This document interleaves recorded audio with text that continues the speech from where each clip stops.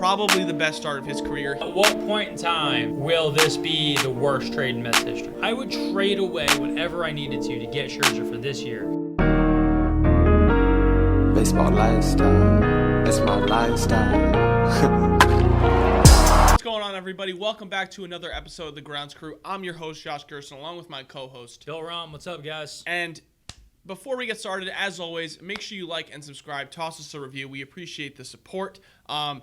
I'm very excited. It's finally time. It has happened. Shohei Ohtani had a phenomenal start. I mean, probably the best start of his career. We've been talking about it. He said that his accuracy was at a 5 out of 100, and I would say he was probably closer to a 90 on Tuesday for his start against the Astros. Unfortunately, he did not get the win, but he did shove 7 innings pitched, 4 hits, 1 walk, and 10 strikeouts. Bill, what do you think? I literally last week's podcast we were talking and we said he's gonna eventually have one of these like stupid lines where he strikes out 10 15 guys and hits. The hitting wasn't there. I think he went 1 for 4 in this game. The big piece that he had coming out of this game was Ohtani gets pulled from his start, and instead of leaving the game as per mere mortals who just pitched an entire game, they were like, yeah, you don't have to go anywhere. Just go right out to right field. We need your bat in the lineup. We need you to stay in the lineup. We need you to stay on defense because you're an absolute legend human. It's a step forward for his pitching. His bat has been there. We've discussed the bat a lot. If this is what he starts pitching, then they're actually going to be able to win some games. Because the challenge that they have right now, I know Rendon's been up and down from an injury standpoint, so it's been difficult for him to get in the lineup and for them to find some stuff. They have to do something where they trade for a pitcher. We've talked about this a number of times in past episodes. The Angels have 2 of the top 5 players in baseball right now in some way, shape, or form. Absolutely. And they are not winning a ton of games. No. Like, what's their overall record right now? 16 and 19. What is it? 16 and 19. 16 and 19 is like, how are you 16 and 19? Yeah. You know, like, that's way, like, with how good. I'm sorry, 16 and 20. That was as of Wednesday. It's 16 and 20. 16 and 20. Yeah. They're losing games. It's like literally Trout and Ohtani are doing everything they possibly can. And they've been great there, but the team sucks. Yeah. They just can't put it all together. And even Shohei's start, like, he got him 7 innings. They get to the bullpen. They gave him 5 runs, and they lost. Yeah. It's tough. And I think they need to make a move. And on the flip side, though, like, they have had some, like, their lineup has had some guys stepping up and hitting well, which has definitely kept them in the hunt. But the fact that they're just like an easy game like that. And where typically, if Ohtani does this, they're going to win more times than they lose. Yes. Right? Even Jacob deGrom starts, they win a bunch. Yeah. Right? Even if he doesn't himself get the win. Yeah. You know, so like I'd have to assume that they're going to get it. Again, when Rendon comes back, they'll have even more offense.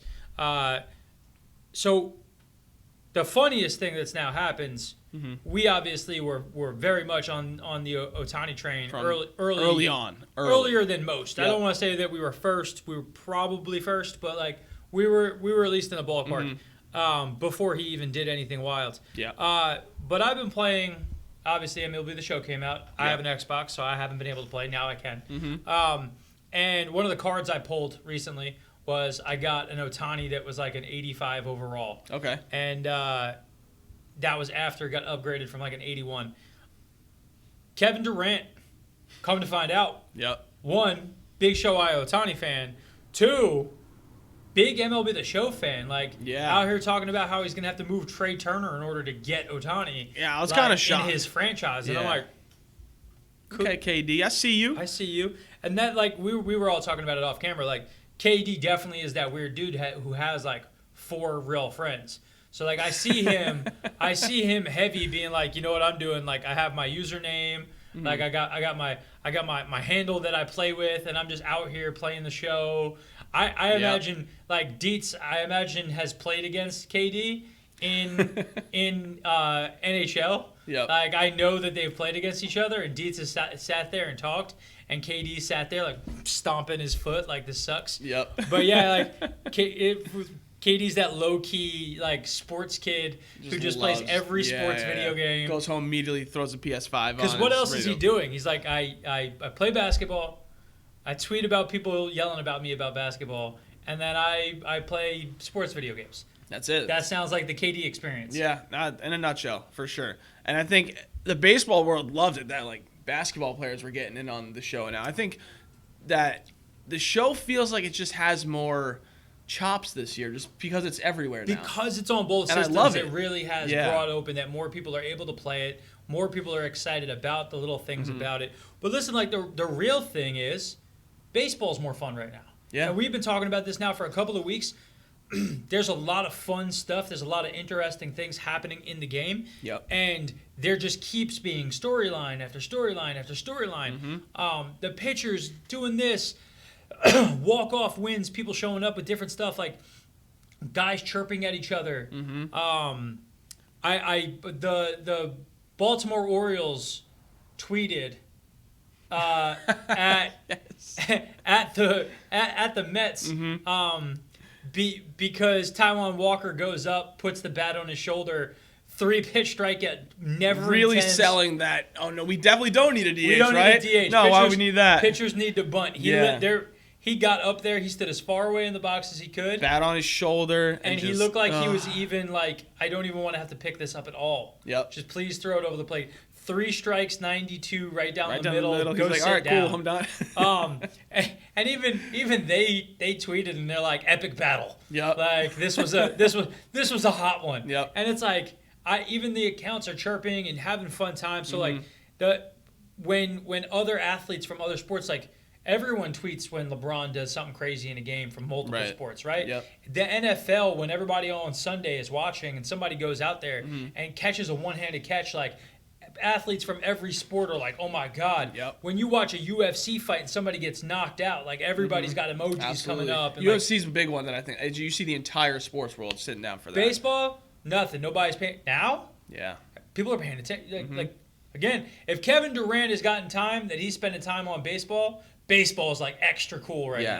Yep. So I'm super hyped about that. Other big storylines. It's a big day today. It's a terrible day today if you're a Mets fan. Yeah. Today's a dark day, yes. as my wife would say. Dark days only happen when things you really dreaded come to life. Yep. And there's nothing you can really do about them. And they come to life very quickly. Jarred Kelenic. For those who don't know, he's the number 4 prospect in baseball. He young buck, drafted a few years ago. In 178 minor league games, he has a 293 batting average, 369 on base percentage, 521 slugging. For those keeping track at home, that puts him at about an 890 OPS in the minors as a center fielder. He's making his debut tonight. Yeah. He's been hot to start in AAA. He looks really good. He's been called a Mike Trout light. And why this is a bad day for Mets fans was this is the player that the Mets traded away for Robinson Cano, Edwin Diaz, and that's it. A bag of sand. Yep. On top of it, we also sent Justin Dunn. Justin Dunn, who's been a solid, if not spectacular, starter for them. Only getting better. And then they threw on a bunch of other pieces. Gerson Batista, Anthony Swarzak, and the now retired Jay Bruce. I think when we made that trade, I don't think anybody was really sold on it, honestly. As soon as it happened, everybody was like, ooh. Yeah. Like an old Robinson Cano and then like Edwin Diaz, great. Ended up that season he wasn't very solid, so that trade looked even worse. I think the hope, though, also when we traded for Cano was, he would stay at second base, but then maybe he'd slide to first. And then that obviously completely got deleted by Pete Alonso and Dom Smith, where they're like, no, sir, you won't ever play first here. Yep. Thankfully, he cheated and did steroids again for the umpteenth time, so the Mets don't have to have him on the team. Save some money and go get some actual players. Do you, at what point in time will this be the worst trade in Mets history? When Jarred Kelenic gets the Rookie of the Year. So you think Rookie of the Year you're signed on? Because right now, like since Edwin Diaz had that terrible year, He's definitely played better. He's been the top 3 in terms of reliever arms in MLB since that abomination first year. So last year and this year, top 3 reliever. Has nasty stuff, dominating, and I think with a good Mets team this year, currently leading their division, going to be in some high leverage games. Yep. His value will show up more. So I think that if the Mets win the World Series this year, then it's a different story. Big if, right? Then it's a different story. If the Mets win the World Series this year and Edwin Diaz is the best closer in baseball, top 3 closer in baseball, but Kalenic wins Rookie of the Year and Justin Dunn is a Steven Matz level starter in the MLB. It's a different story. The question is like when Edwin gets into the big situations, does he deliver? And then I'll say, okay, then it was a good trade. Then it was worth it. Because up to that point, we didn't have anybody that was even remotely his caliber. I think we had like Jarred Familia was like the closest thing we had, and he'd been off the level he was at for a while. But I could also see like, would Kalenic be playing for the Mets right now? Probably yes. We had a hole at center field. But like, do you think he'd actually play center field? I think so. That was the problem with the Mets, and like you're seeing it right now. Like Pilar's getting a ton of time and like doing a great job. I think once Nimmo got hurt, that would have been a moment where they're like, all right, we're gonna bring up Kalenic. Right, but then you were gonna run into even with the Mets right now, and I think that regardless of, I don't think they got the value for Kalenic that you would have liked to have seen. Yeah. It's going to be hard for me. Like I don't expect Kalenic to come up and be Tatis, right? And I don't expect him to be Acuna and all these other guys. He could be a really solid center fielder, right? Come up, bat 275, hit 20 home runs this year, right? If that happens, he is close to a Rookie of the Year candidate. Right. Probably wouldn't win it, but he'd be in the conversation. But that level of center fielder, would he actually have played for the Mets last year or this year? And I tell you that honestly, the answer would be no. Last year, probably not. But this year, I don't think he would play even with the injury to Nimmo, because you have a situation where Pilar is playing. But if you brought Kalenic up, but I'm saying like I don't think they signed Pilar then. If Kelenic's like getting in AAA, like and then again, I disagree, because why would they? Because you burn options, right? And my question to you is, at their best this season, would you rather have Dom Smith, Nimmo, Conforto, or would you rather have Nimmo, Kalenic, Conforto? If they're playing like at their best? If they're playing at each of their best. Probably the first one. So then, just because I want Dom Smith in the lineup. But so then the Mets wouldn't be able to play Kalenic, and inherently then the value for him to the Mets right this second isn't fully there. Yeah. So what we're going to end up having happen is Edwin Diaz is going to have been a good closer for us last year, a great closer for us this year, and by the time next year comes around where maybe Kalenic would be in that situation where the Mets could find time for him in the lineup, what would they have missed?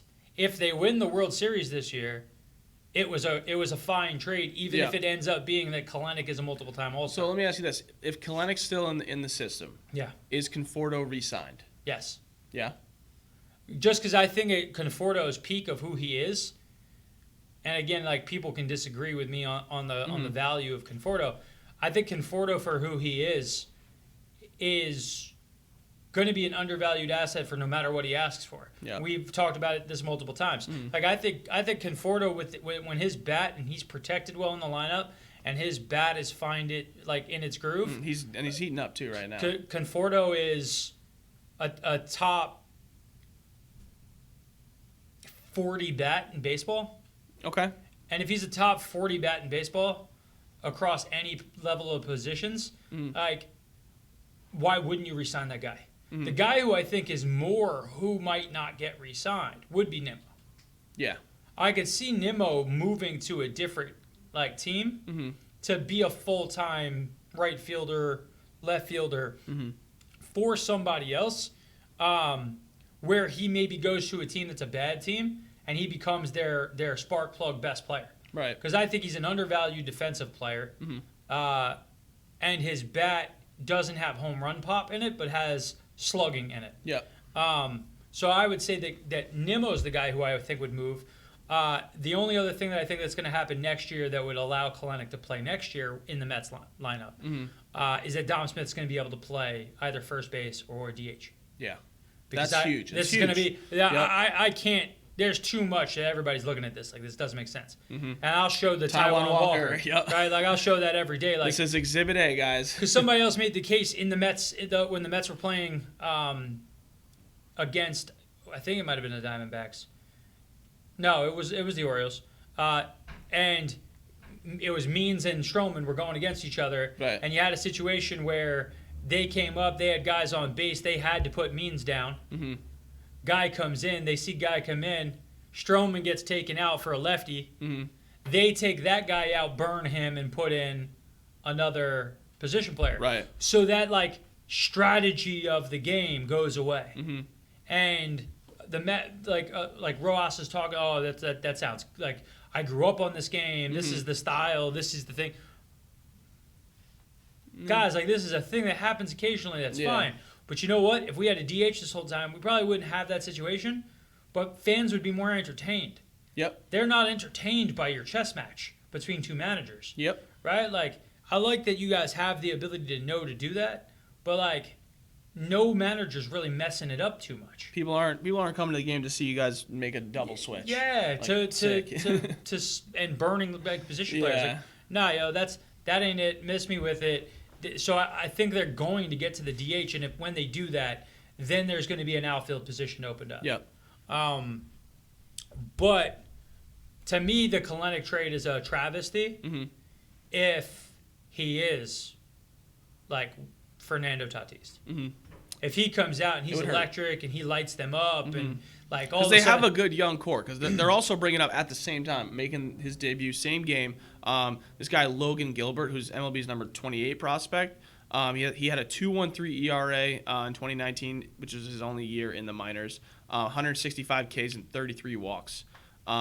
And in the 17 years that MLB has been doing like rankings like this, the MLB pipeline. MLB pipeline, yes. No two like top 100 prospects have come up in the same thing, and they have Kyle Lewis, AL Rookie of the Year last year. Like they have a good core there. Justin Dunn, like they have some of the pieces that like, okay, if Jarred Kelenic is like a dude. Well, so this is layers of you're trying to hurt my heart a little bit. I know. I'm sorry. Because their young core is built predominantly on the fact that they have two former Mets New York prospects. Met drafts. Yeah. on top of that, the other players who went out for the Mets in that same bubble have also looked good. Yep. In addition, we have talked on this show, and I think, again, might have been first people to say this, the Indians are currently 20-14. Yes, they're playing very And well. their middle infield is got a lot of Mets feel to it. Yep. And they've been able to reload and do some stuff. Ahmed Rosario last night, good for the kid. Happy to see it. Yes. Walk-off hit, wins the game for them. Yeah, I mean, listen, and young. We talked about the Mariners. We thought the Mariners had a team that could be something. Yep. They look like they're pushing all the chips in on let's be pretty good, but very young. Yep. And I Get these guys experience, and then by year 3 of their development, they're studs. They've been around, and then we can go off. And do you feel like a team like the Mariners, like a quote unquote smaller market than New York, that they get away with doing that a lot better? Yeah, I feel like they're a similar kind of setup as the Rays. Like they can kind of be small market, but develop guys, and then have a solid team and go after like big towns. And the fans are cool with like, oh, you guys won 88 games 3 years in a row. Awesome. You never made the playoffs. Fine. Yep. But you were good. And our young players are showing development. Yes. We know that we're about to have lasting success. And shout out to all Knicks fans everywhere. Yes. Knicks last night Clinched it. clinch a playoff berth. This Knicks team, to me, reminds me a lot of the former David Lee, Wilson Chandler, Danilo Gallinari, like those. He's like, I know none of these players. Name dropping Like random those, guys. So that Knicks team started to be really, really good. David Lee made an all-star team. Wilson Chandler was a former first-round pick. Danilo Gallinari is now a $25 million a year player. He's he's been a great player for numerous playoff teams. The Knicks traded away a bunch after that team started to make progress and had a lot of young core. Yep. And instead of just being happy with a growing team, they let David Lee walk to sign Amari Stoudemire to a 5-year, $100 million contract. And he had like a knee that was made out of like bubble wrap, and it popped. And he died like a year and a half later, couldn't play anymore. Oh, jeez. Like his whole thing fell apart. That's dark. And that team was forced to be good too quick, and they got 3 years, and then they were shitty again. And like that's the New York bubble. Yep. And like this Mets team, for the most part, is homegrown, right? Yep. Or well scouted and traded for guys like Yes. J.D. Davis, who's been a really, really solid pickup since they got him, was an underperforming former top prospect. Yep. Who the Mets have now figured out, hey, his bat's going to be plus, his defense is going to be minus, but his bat's so plus that he's plus, not minus. Yeah. I mean, on like a Jacob DeGrom start, you got DeGrom, McNeil, Alonso, Conforto, Dom Smith. So 5 of your 9 are homegrown. That's phenomenal. Yeah. And then you have a guy like Taijuan Walker. Yep. Right? Great pickup. Great pickup. But then you look at Villar and Pilar. Both have been great bench Oh, my pieces. God. I love it. I love it. Did you hear the Mets tried to trade last year for Means? No, I didn't see that. So they tried to trade for him last year, or 2 years ago, and he was having like a bad season. And they tried to go chips in on him coming over. Okay. They were like, we see some stuff. We need a lefty that's better than Steven Matz. And it was it almost happened. And I think sadly for the Mets fans, but good for not Mets fans, the trade didn't go through. Yeah. But it looks like whoever's doing the scouting and is pulling this stuff off, doing a great job. Yeah. For those little things. But That's Sandy. It's Sandy. Sandy's a stud. Sandy's doing it. Not even the active guy. Yeah. I think he sits at home and Yep. he plays MLB The Show. And just is like, you know what? Let me try this trade in MLB The Show. See how it works out. Simulate a season. That could be good. All right. Hey, pull this move off. If it doesn't do well, he goes, it wasn't me. It was him. He's the What acting movie GM. is that they used the Madden playbook in a football game? I don't remember what movie it was. But it was Don't even know, but now I'm so excited. Dennis is too? over there like, that movie doesn't exist. That was a dream No, you it's had. definitely a movie. I don't know. Oh, I don't watch movies. you wouldn't know. That's Yeah, right. he has no it's idea. fine. If you It's talked fine. about Princess Bride, though, he's in here. Dennis seems He to all knows the exactly 5 what's movies. going One of on. them is Princess Bride. 100%. Loves the most recent Star Wars movies too. Oh, I know. He says Huge very fan. much clearly better than Huge every fan. other Star Wars Yes, movie absolutely. ever. So the third one that just came out, he said that was the greatest piece of writing that he's ever I heard seen. that he thought Adam Driver's performance was like Oscar worthy. Well, He- no, that's- that's the only true statement. Oh, is it? Yeah, you were trying to chirp, and I'm like, he actually did a good job. No, he did do a good job. Anyone that listens to my podcast knows my feelings. Ooh, shout out Yeah. to Dennis's Shout out podcast. Dennis podcast. So this week in baseball, not a ton of stuff crazy happening. What is something that you hope to see kind of happen for a team? Like, who's a team that's been sitting on the fence who you look for? Who's a team? Because I know a couple of things that you've said that I think might be coming soon. Okay. Couple things that I would. Because the one thing I think might happen soon that it's looking bad is the Trashionals are last. Yep. So have mentioned... Interesting. So very interesting that you're bringing this up. We were watching LB Network. I want to say it was like 2 or 3 days ago. Okay. And they went on to that whole thing that we talked about with the Scherzer trade. They completely said everything we said, but they Remember, you heard it here first. we heard it here first. But they were talking about other teams. I think we talked about the Angels with that, but they were talking about like the Yankees, maybe the A's, like people like that. Well, that's what I'm saying. But like we did they're- cover that. They're going in the direction that we're thinking. Yep. But the team that I'd love to see it would be the Angels, because he's still Scherzer's still a really good player. Yep. Right, and he's not gonna. He doesn't have to go there and be who he used to be for the Nationals, but they just need some semblance of a pitcher. Yeah. And the Nationals, I just don't know if the Angels actually have enough to trade for him. what would you need for? I don't know. I could. Like, So what would they actually want to get out from underneath some of the money that they're paying Scherzer right now? So what I'm just gonna use what the MLB guys said. Yeah. They said that the way the Nationals would structure it would be kind of like a handshake deal, like Scherzer. Go. We're gonna trade you. we're gonna try and get some crazy return for you, and then next year you come back, we'll sign you for like a 1 or 2 year deal. We'll go win a World Series because whatever the heck we got is gonna be enough to push us over to the edge again. Yeah. Which I immediately I think that if the Nationals told him that, they're lying to him. I don't know, but I don't think the Angels have enough. That would be like, okay, like we can get like 2 or 3 pieces from you for Scherzer. That's like, yes, that changes our game. That's just hard for me to imagine. Well, who would you? Listen, who would you send? the Mets traded away Kalenic for Cano, so maybe there's this. Maybe you can go out there. Who's the best minor league player that exists? Maybe you can get Scherzer for him. Yeah, and that's my thing. Like if you're the Angels at this point in time, like, shoot your shot, man. Like trade away a couple of young dudes who you're not going to develop anyway. Yeah. Because who's the guy who replaced Pujols? Walsh. Jared Walsh. Is it Walsh crushing the ball? Yeah, I'm pretty sure he has some crazy stats right now. Like I think because we were talking about like where's Rendon at, and he's hurt obviously. What is he doing? Yeah, he's batting .328 with 7 bombs, 41 hits, 16 runs, 29 ribbies.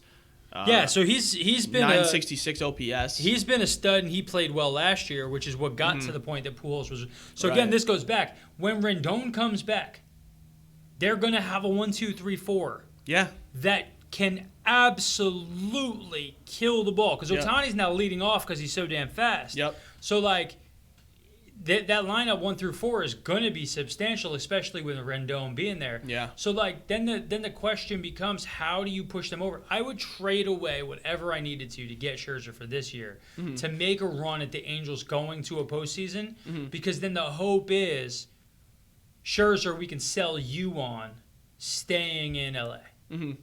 Because if hey, we have you.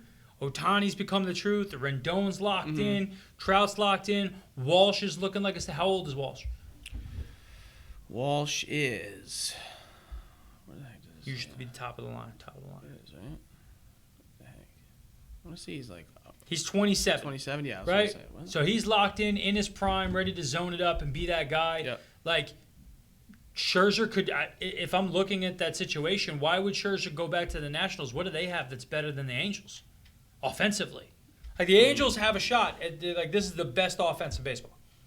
On certain days, yes, when you have everybody locked in. If Rendon's there, I don't know a team who has 4 guys who are that good. Yeah. The only team that's even remotely got a pairing for me that even scares me close is the Braves. Okay.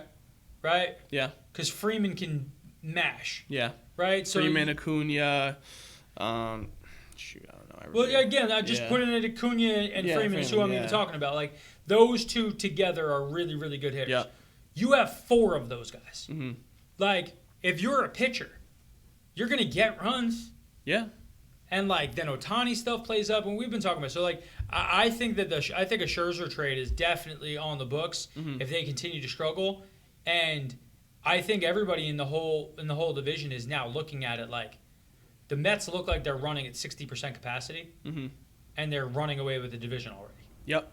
And that's the thing, and a lot of people have been talking about is that yes, they're already playing pretty well. They have guys coming back. Nimmo's coming back soon, and then on top of that, you're gonna get Carrasco, Syndergaard. Like all of a sudden, everyone's gonna be like, all right, the Mets are good. Like we have to fight with them a little bit, and then all of a sudden they're gonna kind of strong arm them because the bullpen for them has been great. But so good. Oh my god. And that again opens up for me just like looking at it and saying how do the Nationals hold on to old man Scherzer? When you really should just move him to a team that's looking to go. Now, if you're Scherzer, do you want to win a ring? I mean, I'd imagine. So if you're trying to get another ring on your finger, then I think it comes down to who would be willing to put it, who's going to be that team at that time, right? Who has the ability to do it.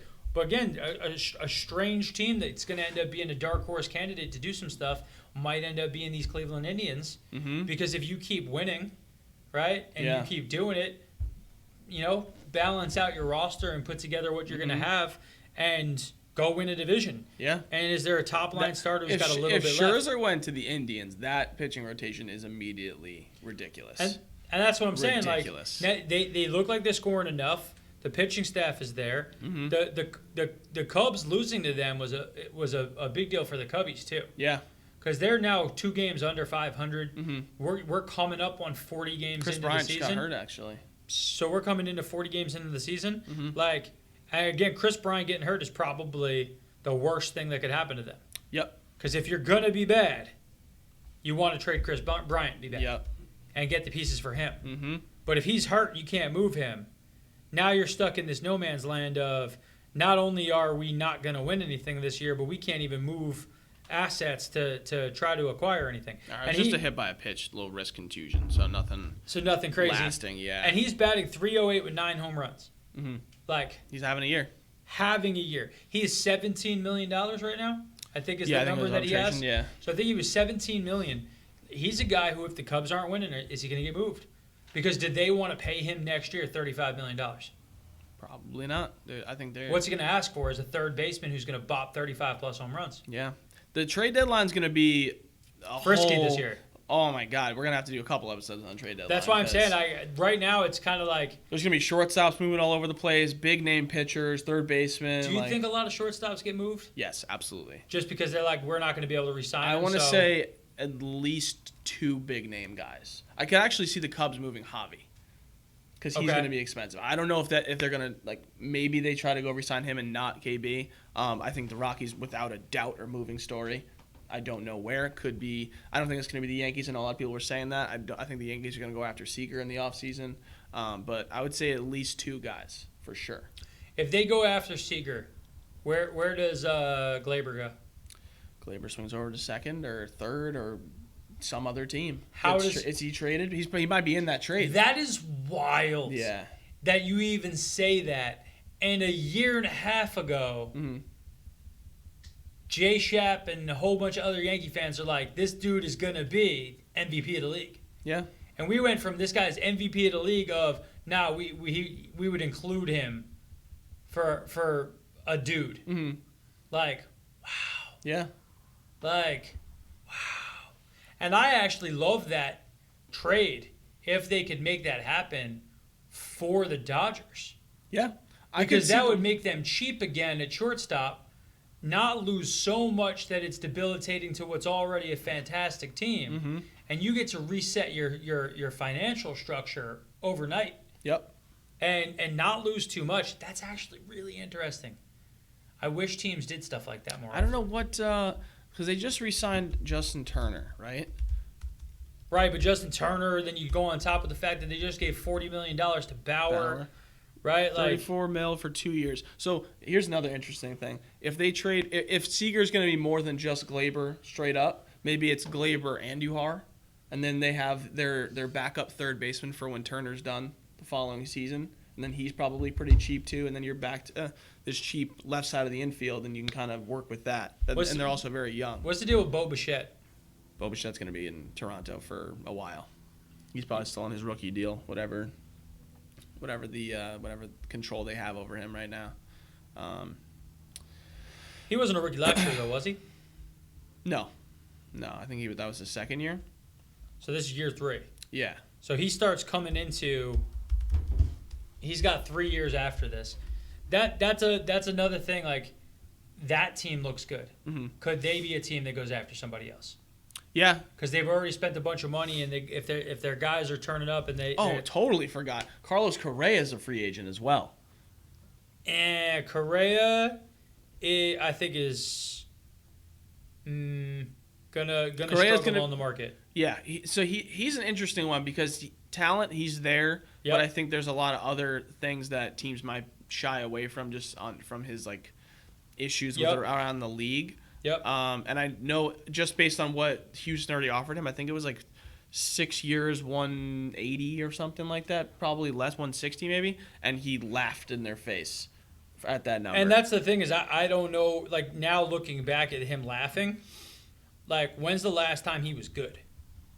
I mean, listen, he's won a World Series, like yeah, but you gotta throw that stuff away, right?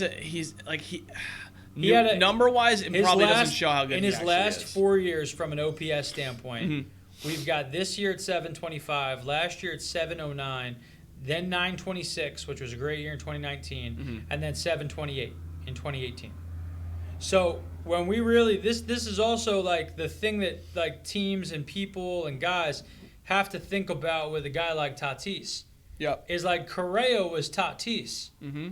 And he let me crush the ball everywhere. I got big power. I'm young. I'm exciting. But that was all you ever were. You didn't grow. There wasn't progression. Yeah. There was a little bit of regression because you get bored. Yeah. Like, I feel like a guy who like can't get better. Or he's always been this good naturally. Is he still working to push the needle forward? Well, that's why I think he probably just wants out of Houston. Honestly, go to a new place, and fresh start. Maybe go to a team that's not as good or not as much of a contender, and kind of I don't know. But if you go to a team that's not as much of a contender, what are you signing for? But maybe it's like a team that kind of has a lot of young pieces and just hasn't like figured it out yet. I don't know. So like the Mariners. That actually was a thought I had. I don't know. Honestly, they probably couldn't afford whatever he's going to ask for. In all reality, I feel like Seattle's got money. If they wanted to. But that's where I say like I think it's kind of like you know what? Maybe they might be more of spenders than the Rays. But we're kind of saying that. I'd say imagine they're like the same level. But I could see them being more spenders. But I feel like than the Rays. Mariners get a better turnout. I feel like they make more money off the team. They have more of the other things that help them fund where they're going to grow. Right. And then there's a lot of money over there. You know, and there's been you and I have talked. That's a team that potentially could get bought in the not too distant future. Like there could be an ownership change that happens over there, and there's some guys who live in that area who have a lot of money, who also own other sports teams and are willing to put a lot of money into them. So I'd be curious to find out. But they're a team that, like we were just saying, they're going to be very, very young, and they might be one or two guys who can really know the league, will consistently perform at an MLB level. Yeah. You know, you're that far away from, okay, now we can make some playoffs, so we can do some stuff. Especially if you bring in a guy like Correa who has World Series experience and kind of be like a leader there and do that whole thing. Could be interesting. Definitely looking forward to the trade deadline. I think there's going to be a lot of cool stuff. I hope the Mets make moves too, but I actually don't think we'll really need to be honest with you. Don't know if that's going to be in the cards at this point. Well, guys, we appreciate you guys listening to us today. Thank you for coming out. Again, remember, like and subscribe below, but also let us know who you think is on the move at the trade deadline. What places would you really like to see some veterans and some players get moved to? And who's a dark horse candidate to make the playoffs, make some noise, and maybe make a wild move at the trade deadline? Yeah, we'll be there very soon. Baseball lifestyle, it's my lifestyle.